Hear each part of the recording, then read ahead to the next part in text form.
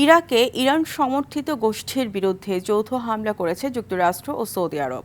Saudi পররাষ্ট্র মন্ত্রণালয় জানায়, আন্তর্জাতিক আইনে স্বীকৃত আত্মরক্ষার অধিকার প্রয়োগ করে নির্দিষ্ট লক্ষ্যবস্তুতে হামলা চালানো হয়। অন্যদিকে মার্কিন সেন্ট্রাল কমান্ড জানাচ্ছে, মধ্যপ্রাচ্যে মার্কিন ঘাঁটি লক্ষ্য করে একাধিক ব্যালিস্টিক ক্ষেপণাস্ত্র নিক্ষেপ করেছে আইআরজিসি।